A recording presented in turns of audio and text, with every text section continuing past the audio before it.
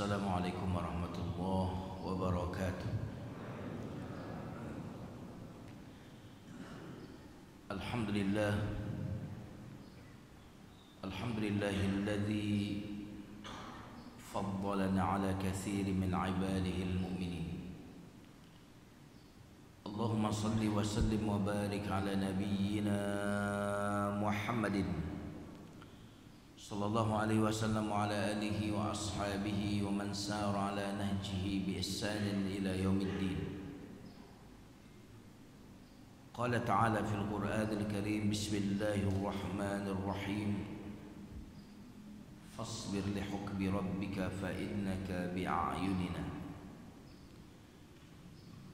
Bapak Ibu jamaah salat subuh Masjid As-Salam yang mudah-mudahan senantiasa di dalam kesehatan dan perlindungan dari Allah Subhanahu wa taala.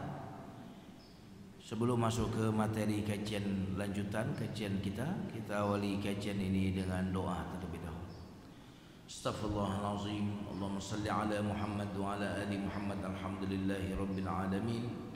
Allahumma akhrijna min zulumatil jahli wal wahmi ila anwaril ma'rifati wal ilmi. وأخرجنا من وقول الشهوات إلى جنات القربات. اللهم علمنا ما ينفعنا وانفعنا بما علمتنا وزدنا علما والحمد لله رب العالمين. Kita baca basmalah. Bismillahirrahmanirrahim. Kajian sampai nomor berapa, Bu? Ini rujukannya ibu-ibu ini. Ibu-ibu yang nulis. Bapak-bapak ingatannya luar biasa nih. Oh, Ustaz nggak ngadal ingatan, nggak ngandelin rekaman Ustaz. Nomor berapa, Bu? Seingatnya aja, secatatnya. Berapa? Oh, 22 ya. Berapa, Bu? 24. Gak yakin aja, Bu, 24. Betul. Bapak-bapak 22. Ibu berapa? 24 yang kemarin. Oke, berarti 25 sekarang ya. Oke. Jamaah sekalian yang dimuliakan Allah Subhanahu wa taala. Nasihat-nasihat untuk yang sedang kesulitan hidup, bersedih, tertimpa musibah yang ke-25.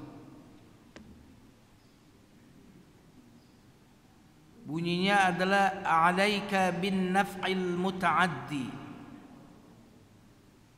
fa innahu min a'zamil umur allati yahsulu biha al-insyirah. Hendaklah engkau memberikan manfaat kepada yang lain, berbuat baik kepada orang lain, menolong orang lain, membantu orang lain. Karena di antara perkara yang bisa melapangkan hati adalah ketika kita bermanfaat buat orang lain. Jadi bagi orang yang sedang merasakan sempit hati, gelisah hati, punya masalah, punya musibah, punya kesulitan, gimana cara menghilangkannya? Berbuat baiklah kepada orang lain, gembirakan orang lain, bantu orang lain. Karena para ulama itu memiliki kaidah al-jaza'u min jinsil amal. Balasan itu akan sejenis dengan perbuatan. Kalau kita menggembirakan orang, maka kita akan mendapatkan balasan kegembiraan. Kalau kita melapangkan orang, maka kita akan dilapangkan oleh Allah. Balasan sejenis dengan perbuatan. Maka bagi yang bersedih, gimana caranya? Buat orang lain gembira. Yang butuh bantuan, bagaimana supaya mendapatkan bantuan? Bantu orang lain, maka engkau pasti akan dibantu. Jamaah sekalian yang dimuliakan Allah Subhanahu wa taala.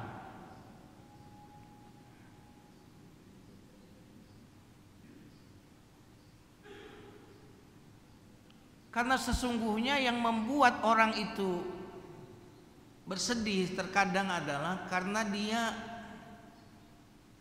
lebih fokus kepada dirinya. Jadi kalau dia ngelihat dirinya, yang dia pikirin kesulitan, tapi ketika dia membantu orang lain, maka dia keluar dari kotak yang bernama dirinya, sehingga dia melihat orang lain sampai dia lupa kalau dia sendiri itu memiliki kesulitan. Makanya orang-orang yang kerjanya di lembaga-lembaga sosial, orang-orang yang senantiasa berkecimpung di aktivitas-aktivitas sosial, itu biasanya lebih bahagia daripada orang-orang yang tidak punya peran sosial. Maka ini yang sepuh-sepuh ini kalau mau tambah panjang umur jadi aktivis sosial. Di masjid butuh apa, bantu orang lain, menyediakan sesuatu untuk masjid, berperan aktif. Insya Allah rata-rata orang-orang yang melakukan itu rata-rata panjang umur. Kita tidak bicara takdir, takdir itu bukan wilayah kita, itu wilayahnya Allah. Takdir, wilayahnya kita ikhtiar. Kalau udah takdir itu bukan urusan kita, urusan Allah. Takdir, urusan kita itu ikhtiar, urusan kita. Gak usah ngurusin urusan Allah. Yang menjadi urusan Allah lakukan. Allah cuma nyuruh kita urus urusanmu, kewajibanmu lakukan, ikhtiar. Kenapa seorang ibu waktu melahirkan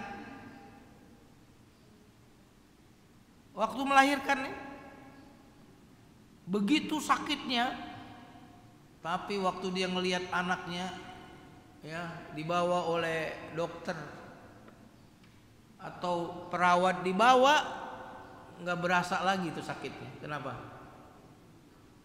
Karena perhatiannya keluar dari dirinya, kemudian fokus kepada luar dirinya. Orang-orang yang fokusnya kepada dirinya rata-rata bersedih dalam hidup ini. Tapi kalau orang-orang keluar dari kotak yang bernama dirinya, dia akan lupa kesedihan. Makanya kenapa hampir semua obat itu ada obat lupanya. Benar gak Bu? Kasih pusing kasih obat, lupa kalau tadi pusing. Kenapa dibuat ada obat tidurnya sebagian obat? Supaya kita lupa kalau tadi kita pusing. Makanya hadir di pengajian ini adalah obat bagi kita, karena kita lupa kalau punya utang. Karena kita fokus kepada di luar diri kita sedang memperhatikan ilmu. Maka jamaah sekalian yang dimuliakan Allah, ketika kita mengalami kesulitan hidup, kesedihan hidup, kegelisahan hidup, segeralah cari orang yang membutuhkan. Tidak harus besar kalau kita tidak mampu. Traktir orang makan, beli nasi bungkus, kasih. Maka itu otomatis, sekali lagi, itu akan menghilangkan kesedihan, kegalauan, kecemasan yang ada di hati kita.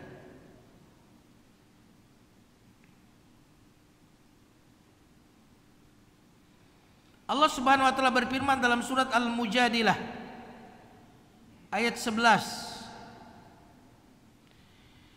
Ya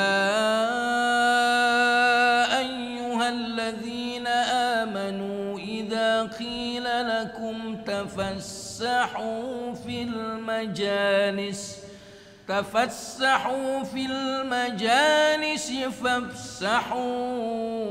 fafsahu yafsahillahu lakum.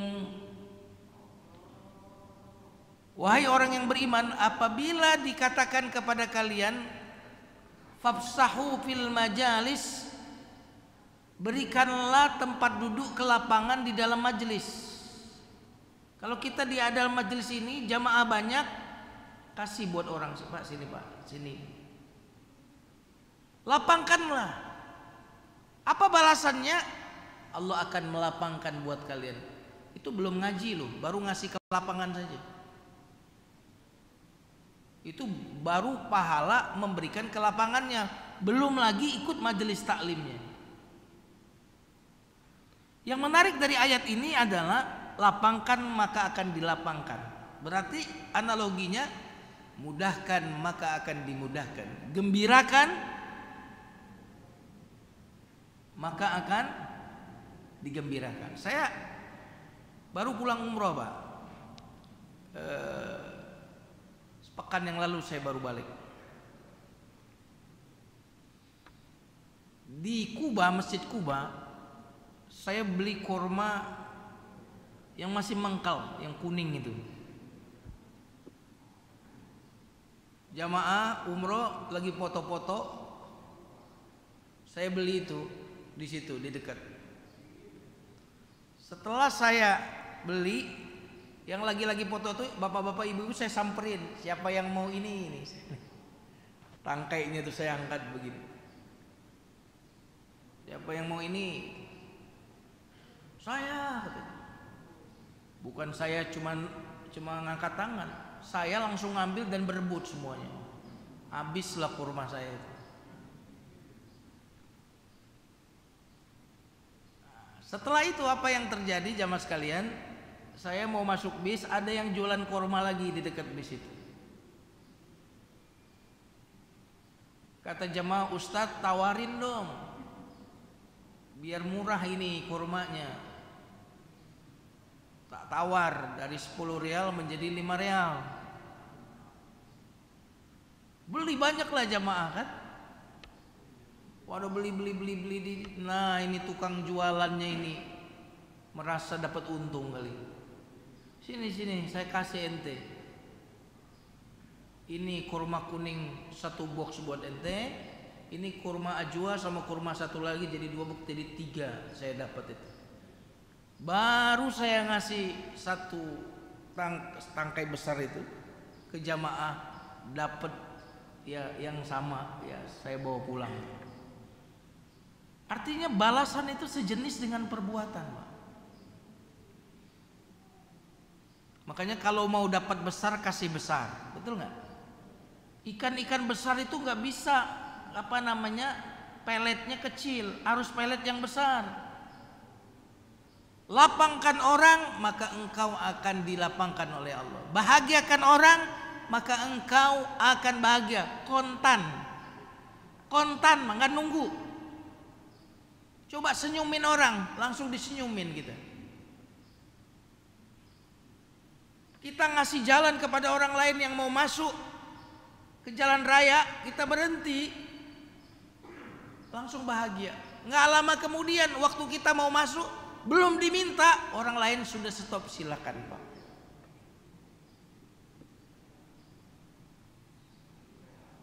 Jadi kalau mau bahagia gampang sebenarnya. Gampang sekali. Tuh yang di belakang duduknya tuh, karena ada orang yang di depannya tuh, coba pijitin coba. Coba Pak, kita praktekin coba, pegang bahunya Pak, silakan Pak. Pegang bahunya pijitin. Yang dipijit seneng nggak Pak? Seneng. Yang mijit? Seneng. Senengan mana, yang dipijit atau yang memijit? Senangan yang memijit daripada yang dipijit. Makanya kalau masuk angin, bapak-bapak masuk angin pulang ke rumah, panggil istrinya, kerokin istrinya. Yang akan keluar angin adalah yang ngerokin. Kata yang ngerokin, lah gue yang masuk angin, lu yang keluar. Iya kan? Apabila lelah capek, pulang ke rumah pijitin istrinya, langsung hilang lelah kita. Selama ini kebalik ya, Mi pijitin aku, nah itu kebalik. Ini jujur, ini benar-benar loh, ini udah bukan hanya dalam konteks keislaman. Ilmu-ilmu tentang kebahagiaan, kalau Bapak baca, nomor satu yang bisa membahagiakan orang adalah ketika dia membahagiakan orang lain. Itu nomor satu, Pak. Sudah diteliti itu.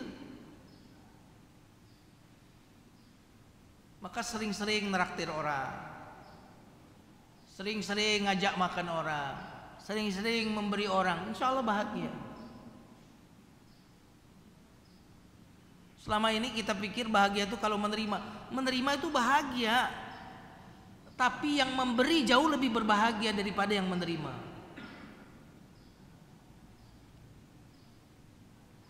Betul? Halo?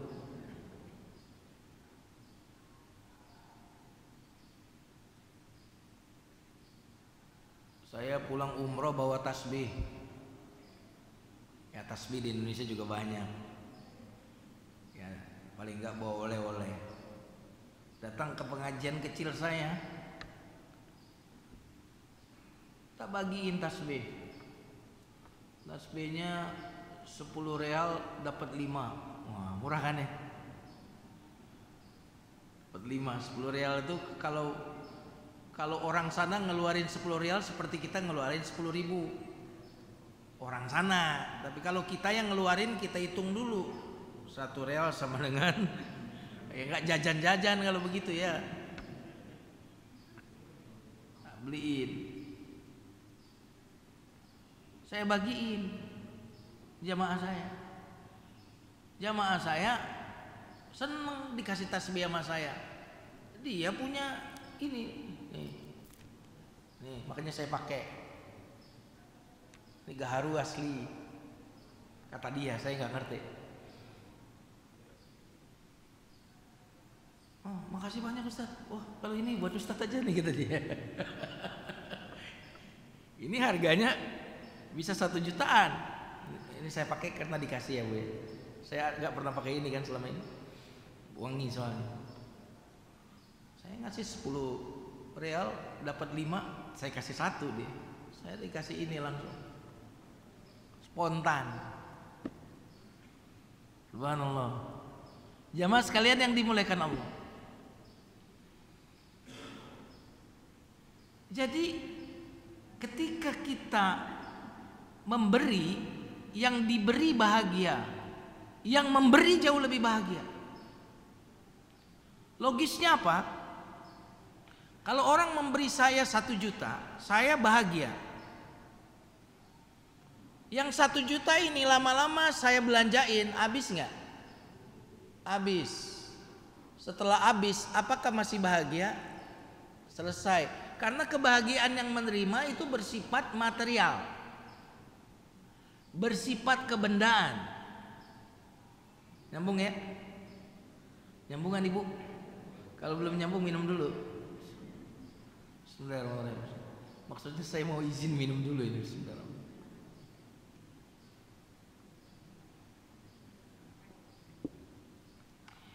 Yang menerima bahagia, bahagianya bersifat material.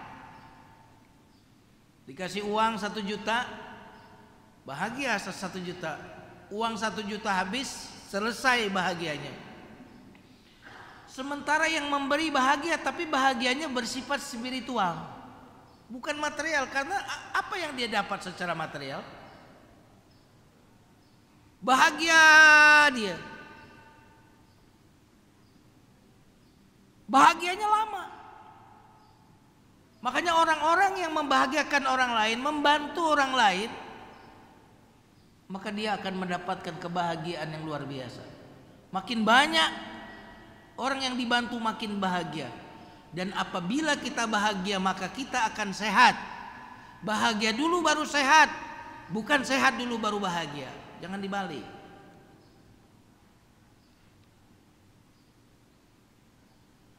Bahagia maka akan sehat. Gampang ya. Nanti pulang dari sini coba praktek. Praktek. Ada uang 5.000, kasih security. Nih 5.000, langsung bahagia. Jamaah sekalian yang dimuliakan Allah Subhanahu wa taala. Lapangkanlah maka Allah akan lapangkan.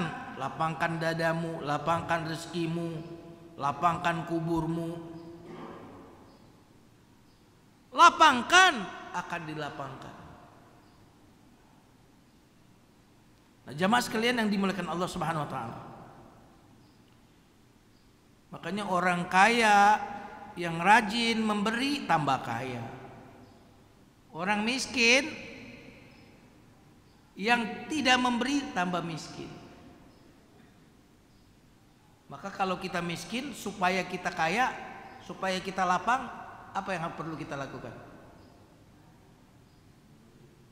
Memberi. Betul atau tidak nih? Orang kaya punya uang 100 juta, ngasihnya 50 juta. Orang miskin punya uang 100 ribu, memberinya 70 ribu. Mana pemberian yang lebih banyak?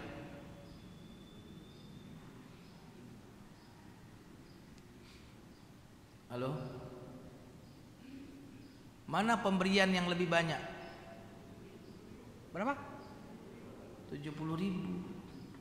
Mana yang lebih bahagia antara dua pemberi tadi? Yang ngasih 50 juta karena dia uangnya 100 juta, atau yang ngasih 70 ribu karena uangnya 100 ribu?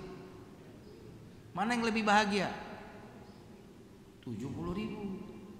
Tapi bagi yang menerima, mana yang lebih bahagia? Dapat 50 juta atau dapat 70 ribu? Halo? Bagi yang menerima 50 juta. Bagi yang memberi tadi, mana yang lebih berbahagia?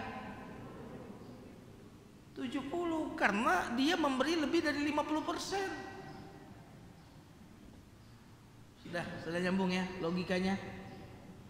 Jadi nggak usah nunggu kaya kalau mau ngasih. Karena kaya itu nggak ada kaitannya dengan jumlah. Kaya itu kaitannya dengan cukup. Hati cukup maka akan menjadi kaya. Kalau jumlah itu kaitannya dengan sukses. Orang sukses jumlah uangnya banyak, sukses. Kalau kaya nggak ada kaitannya dengan jumlah. Nah, jamaah sekalian yang dimuliakan Allah Subhanahu wa taala, itu poin yang ke-25.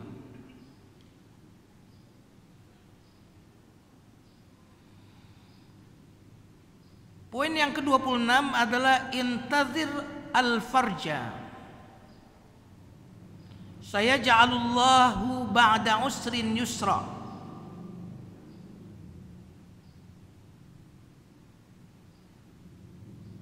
Tunggulah, bersabarlah menunggu datangnya jalan keluar. Karena Allah berfirman di dalam surat Al-Insyirah, fa inna ma'al usri yusra. Inna ma'al usri yusra. Bersama kesulitan ada kemudian dua kali, disebut dua kali. Artinya tidak ada yang abadi. Nggak ada yang abadi. Sulit itu tidak abadi. Sakit itu nggak abadi. Nggak ada yang abadi. Bahkan apabila malam sudah terlalu pekat dan gelap, berarti sebentar lagi akan datang apa? Akan datang waktu fajar. Betul nggak? Kalau banjirnya sudah luber seluber-lubernya, berarti akan terjadi apa? Akan surut.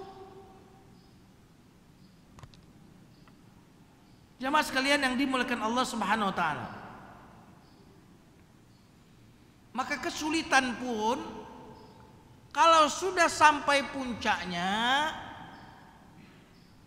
maka akan selesai itu kesulitan. Betul apa betul nih? Halo?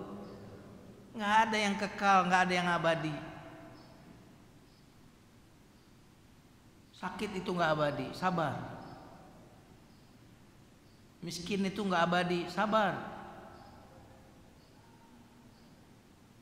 Allah mengulang-ulang itu. Fa inna ma'al usri yusra. Di ayat yang lain, saya ja'alullahu ba'da usrin yusra. Allah akan menjadikan setelah sulit mudah.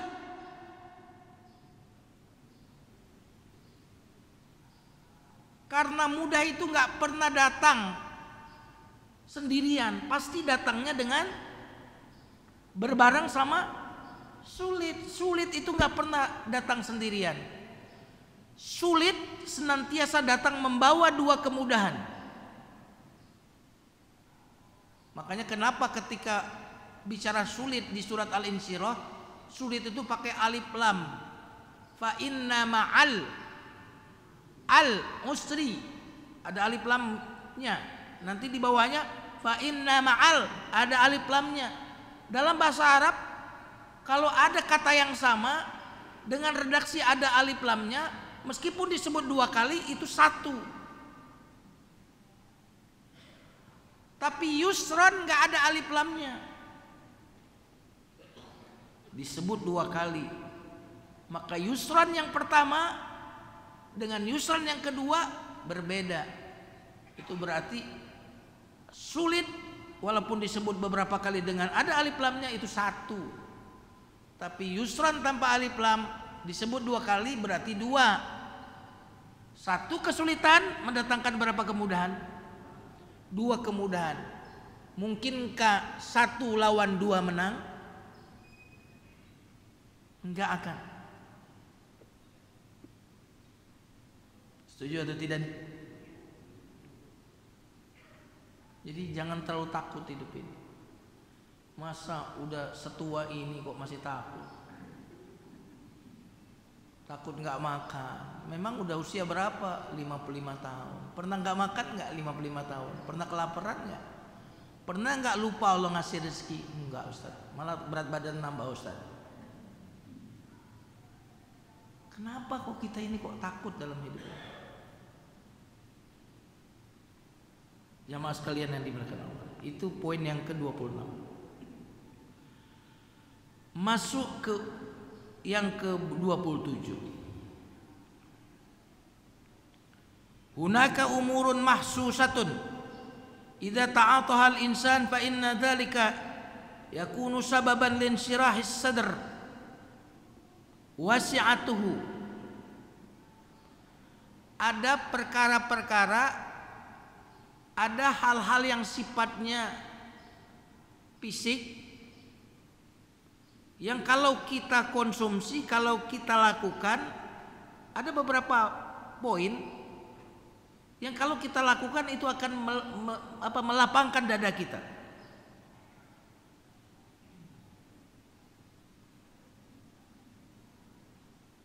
Di antaranya adalah jenis makanan tertentu yang bisa membahagiakan kita. Jadi ada jenis makanan yang bisa berefek kepada ketenangan hati kita. Di antaranya adalah madu.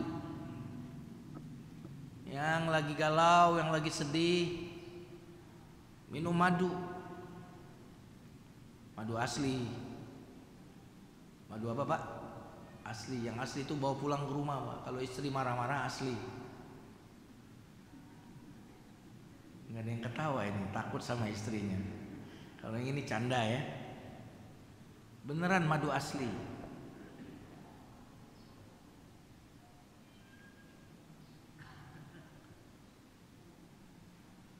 Za'faran. Konsumsi za'faran. Buah tin, buah zaitun. Jadi ada jenis buah, nanti dianalogikan buah yang memiliki kandungan yang seperti itu, tin, zaitun. Ya. Kalau di kita tuh apa kira-kira buah yang bisa bikin rasanya aduh enak? Mungkin jeruk mungkin pisang. Ya. Ada jenis-jenis buah yang memang kalau kita konsumsi itu badan kita itu rileks. Ini bukan mistik, ini bukan mistik. Memang iya. Makanan itu mempengaruhi karakter kita, ketenangan jiwa kita. Makanya mengapa dalam agama kita ada jenis makanan yang dilarang. Makanan yang ekstrim-ekstrim itu bisa mempengaruhi jiwa. Makan apa tuh? Ular, kan ada orang tuh. Nah, ini penting diperhatikan. Kemudian termasuk bisa dimakan tuh talbina. Kalau di toko herbal tuh ada talbina namanya. Bubuk dia. Tanya aja ke tukang herbal tuh talbina. Makanya dalam Sahih Bukhari ya, bahwa disebutkan para sahabat dulu kalau ada orang yang meninggal dunia, mereka buatin talbina. Talbina itu sejenis bubuk. Di herbal ada tuh, ada talbina. Dibuatin itu untuk keluarga yang sedang tertimpa musibah. Kenapa? Karena makanan ini mempengaruhi. Makanya kenapa dalam agama kita dalam soal makanan itu ketat sekali. Halal dan baik, bukan cuma halal. Baik enggak? Baik di situ bukan cuma baik dari sisi kesehatan fisik. Pengaruh makanan itu luar biasa. Makanya orang yang makan babi itu karakternya coba perhatikan.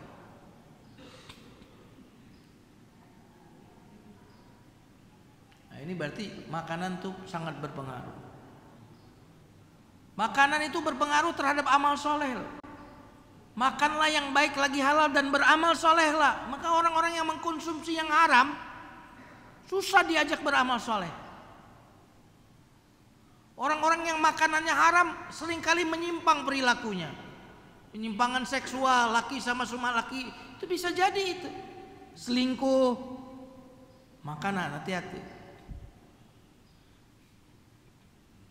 Nah, kita ini perlu mengenal ya apa yang kalau saya makan, saya itu kok merasa lebih rileks. Nah, perlu kita cari itu apa makanannya. Tentu yang halal lagi baik ya. Yang kedua, masih di poin 27, ada hal-hal yang apabila kita lakukan akan menambah ketenangan kita, yaitu tempat. Makanya kita memang butuh tempat yang membuat kita menjadi rileks. Maka kalau kita punya uang di rumah, desainlah rumah kita itu supaya kita merasakan kalau pulang ke rumah itu nyaman sekali. Rumahku surgaku. Kalau memang punya uang bisa dibuat ada air mengalirnya, buat taman di rumah itu, buat tempat duduk. Pergilah ke tempat-tempat yang alami, itu penting dalam hidup kita karena itu mempengaruhi mood. Makanya perusahaan-perusahaan itu ada gathering untuk karyawannya, betul nggak? Bapak-bapak, ibu-ibu, apalagi yang sudah sepuh-sepuh ini, pacaranlah sama istrinya tuh, pacaran, jalan. Halo, kan udah nggak ada anak. Kalau dulu mau jalan-jalan diuntitin anaknya terus. Jalan ke tempat-tempat yang alami. Ada survei kenapa di berbagai tempat orang Jepang itu panjang-panjang usianya. Ada sebagian tempat yang usianya tuh ratusan tahun. Ternyata apa? Alamnya bagus, udaranya bagus. Itu udah penelitiannya. Ternyata dalam agama kita itu sudah diajarkan seperti itu.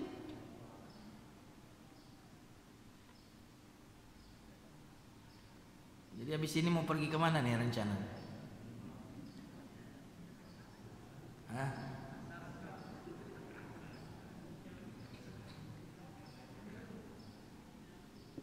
Kalau masih kuat sepedahan suami istri, cari tempat-tempat yang segar. Jangan terlalu monoton hidup itu. Ya. Tentu ke masjid ini bagian kita spiritual, tapi ada yang lain yang bisa kita lakukan. Nah, kemudian apa lagi? Rawaih. wangi-wangian. Nah, jadi jangan sangka saya pakai ini, Ustadz ini dukun apa ya? Ini wangi, Bu. Nah, wangi. Jadi saya kalau agak tegang sedikit saya cium ini, wangi. Makanya ada aroma terapi segala macam itu. Makanya kenapa kalau kita masuk ke Masjid Nabawi enak, mesra asam begini. Itu bisa kita terapin di masjid ini. Sebagian masjid itu sudah pakai bukur namanya. Ada yang berbentuk bubuk, ada yang berbentuk cair, dicolokin. Pengaruh nggak itu? Pengaruh. Saya di rumah begitu. Sore-sore biasanya saya sore-sore tak colokin, kasih bubuk. Sambil saya zikir baca Quran, zikir sore. Waduh, nikmat sekali. Udah pakai zikir, pakai ini aroma ini. Dan wangi-wangian termasuk sesuatu yang dicintai oleh Nabi. Makanya Nabi itu senang minyak wangi, senang bersiwak. Mau masuk rumah bersiwak Nabi, keluar rumah bersiwak. Subhanallah. Makanya ketika istri-istri Nabi kompak karena kecemburuan, nanti kalau Nabi datang kita bilang mulutnya bau ya, gitu. Kata istri Nabi, nanti baca di surat Al-Mujadilah, kalau At-Tahrim. Kompaklah. Kalau nggak salah Aisyah sama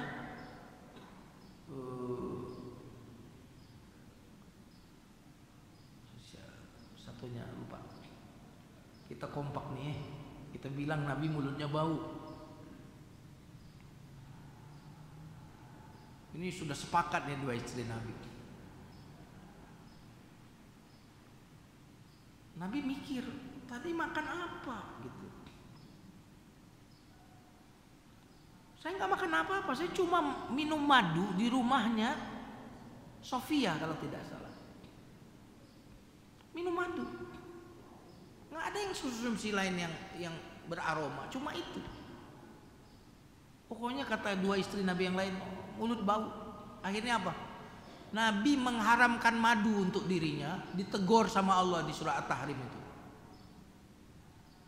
Padahal yang dikonsumsi madu, ditegur oleh Allah, kenapa mengharamkan sesuatu yang halal? Padahal haram buat dirinya, bukan buat orang lain. Contohnya saya haram, misalkan saya mengkonsumsi ini, kan boleh-boleh aja kan. Tapi Nabi mengharamkan mengkonsumsi madu untuk dirinya demi membuat istrinya senang. Coba lihat, bayangkan itu, cintanya kepada istrinya. Ditegur sama Allah. Itu berarti sampai urusan aroma saja Nabi tidak ingin istrinya mencium sesuatu yang bau dari Nabi Shallallahu Alaihi Wasallam. Romantis banget nggak? Berarti Nabi itu senantiasa wangi.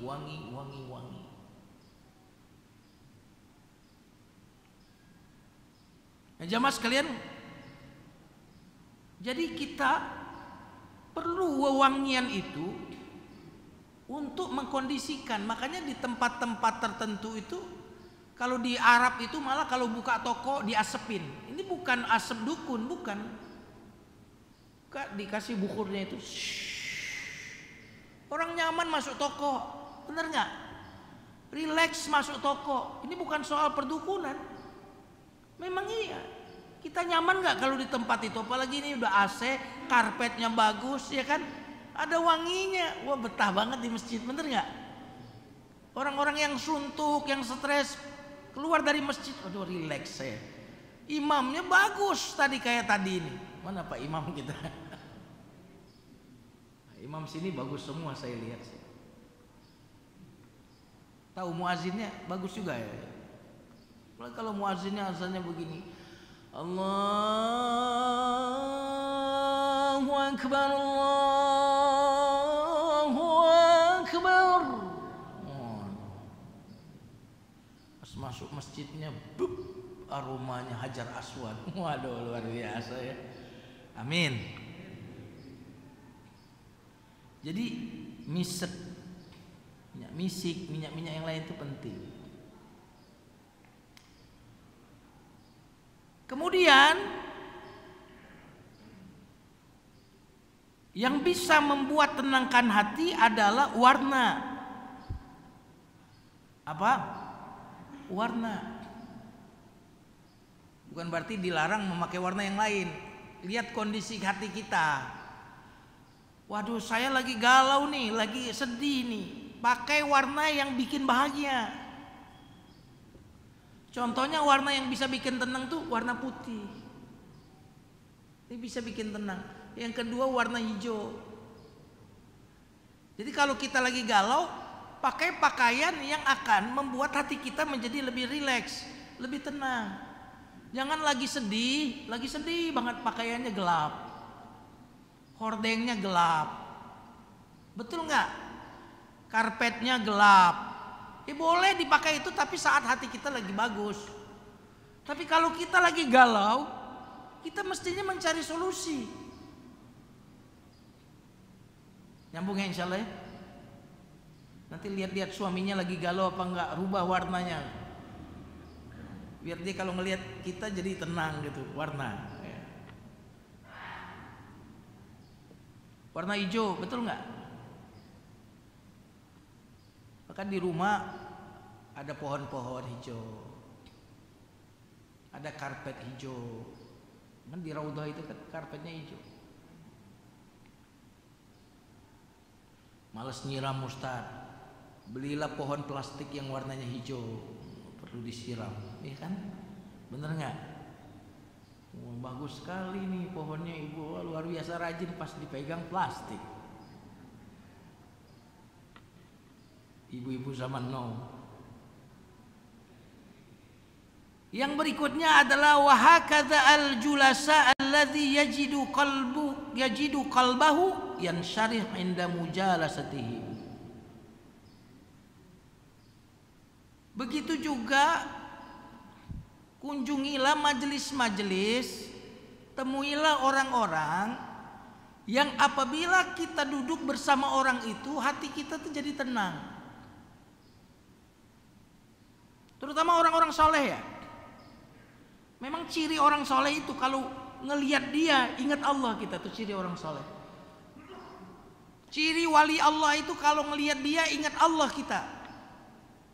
Itu wali Allah tuh. Kalau ngelihat dia ingat utang, itu wali kelas sama wali murid.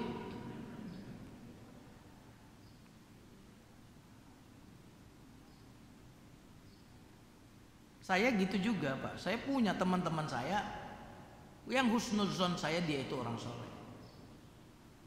Bahkan kalau saya dalam masalah kesulitan, saya telepon dia. Saya lagi ada masalah, bantu doa ya.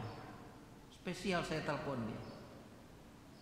Karena husnuzon saya dia orang soleh yang doanya makbul. Datang ke orang itu, cuma duduk doang. Melihat wajahnya sudah teduh hati kita. Jadi dulu sekelas Ibnul Qayyim Al-Jauziyah dan murid dan sahabat-sahabat beliau itu kalau lagi sedih itu menemui gurunya Syekhul Islam Ibnu Taimiyah. Duduk sebentar ngelihat wajahnya itu sudah selesai masalahnya sudah. Belum ngomongnya tuh. Baru ngelihat wajahnya sudah seperti itu. Makanya kan salah satu ciri istri soleha itu adalah apabila dilihat menyenangkan, soleha tuh. Tenang hati. Jangan lihat istri ingat kartu kredit.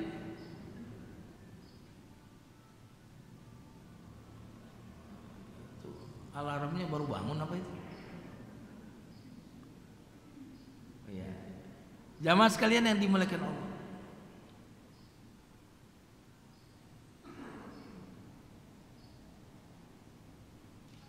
Jadi teman duduk, majelis yang didatangi, itu bisa mempengaruhi hati kita. Kalau sekarang majelisnya boleh jadi majelis Facebook. Hati-hati. Orang ngajak pertemanan Facebook tuh hati-hati. Kita lihat, dia mau jadi teman kita, kita lihat dulu status-statusnya. Apa isinya? Oh, ini kata-kata baik, kata-kata bijak, nasihat-nasihat. Oke lah.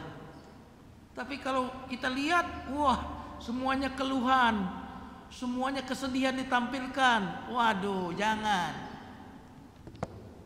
Teman duduk itu. Termasuk jamaah sekalian yang dimuliakan Allah adalah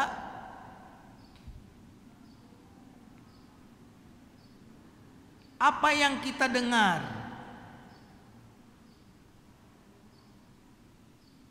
Apa yang kita dengar.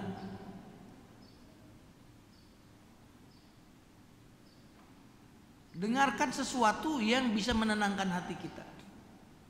Yang udah kita sepakat Quran dah. Dengarkan apa? Quran. Nah, Quran ini beda-beda, walaupun sama-sama Quran yang bacanya beda, itu akan beda juga dampaknya. Misalkan ini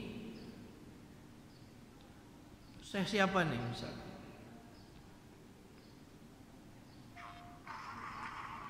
Ini masih iklan. Biasa kalau YouTube gitu. Kita buka ada iklannya.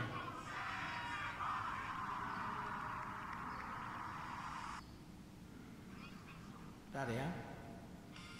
Masih iklan. Nanti kita mendengarkan syekh ini, syekh itu tuh beda.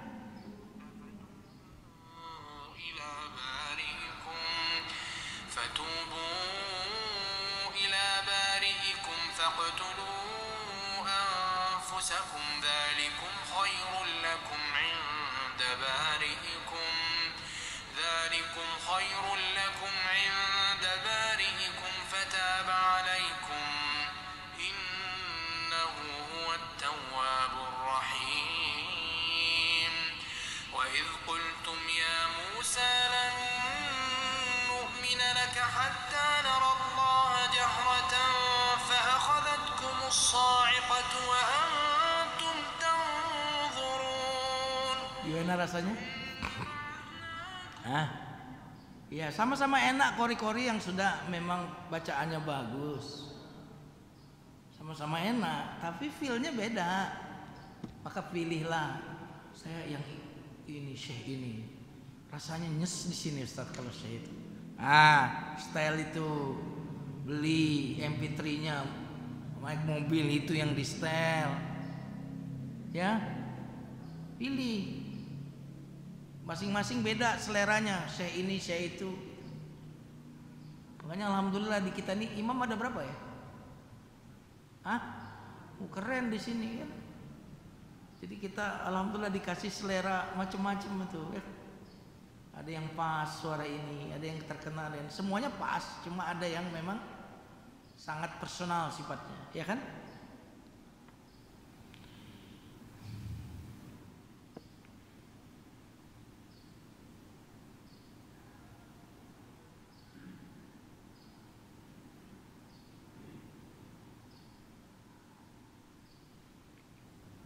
Nah, yang ke-29 berarti satu pertemuan lagi kita. Yang ke-30 itu ada poinnya, beberapa poin. Jadi nanti yang 30 itu kita pertemuan terakhir tema ini. Kita masuk ke 29. Ibta'id anil munghissati wal mushkilati. Jauhi segala sesuatu yang akan merusak ketenangan hati kita, mengganggu, mengurangi, jauhi.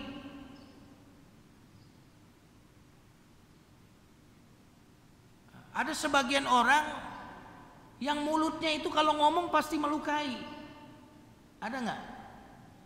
Pokoknya kalau ketemu dia yang tadi jadi bahagia, ini pasti sedih kalau ketemu dia. Yang tadinya keluarganya samawa, kalau ketemu dia jadi hancur. Ya.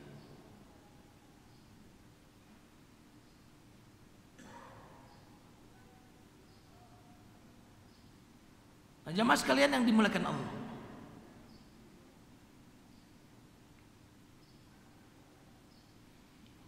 kita hindari ini tempat, komunitas, sahabat, teman yang kalau kita duduk sama dia nggak menambahkan kebahagiaan dan ketenangan, apalagi ilmu bagi kita, jauhi. Ya bukan berarti kita tidak mau bersahabat, say hello aja lah. Saya sama semua orang saya say hello, tapi untuk pertemanan yang sangat dekat, yang sangat intens, saya pilih-pilih. Saya banyak grup, saya masuk grup ini asal dimasukin ya udah masuk. Tapi pasif aja saya. Tapi ada satu grup yang dimana saya ingin di situ mendapatkan banyak manfaat ilmu rohani, itu banyak itu yang begitu-gitu. Nah jauhi ya, jauhi tontonan yang merusak hati kita, jauhi orang-orang yang bisa bikin masalah dalam hidup kita. Kenapa? Karena terkadang kalau hati kita sedang seperti itu, kadang-kadang kita jadi nggak mendapatkan kehusyuan saat sholat gara-gara orang itu. Baca Quran pun akhirnya kita pun nggak merasakan nikmat, nggak bisa tadabbur. Kenapa? Karena dibuat galau tadi oleh kondisi-kondisi itu.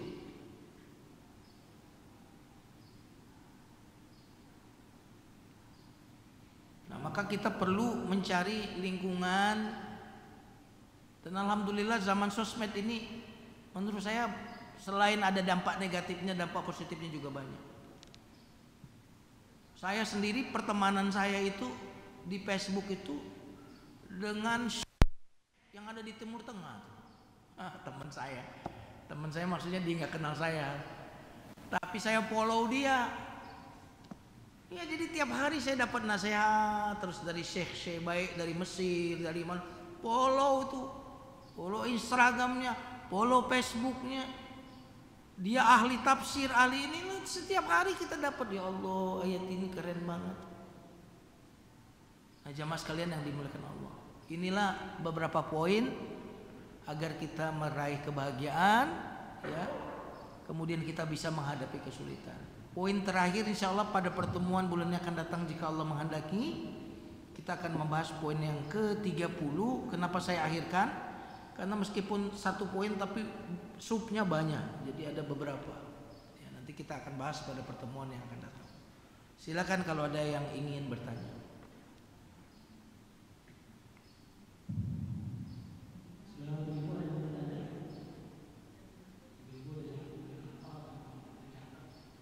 Iya. Ada yang nanya Bu? Nah, berarti habis ini mau pergi kemana? Gak apa-apa ke pasar ya.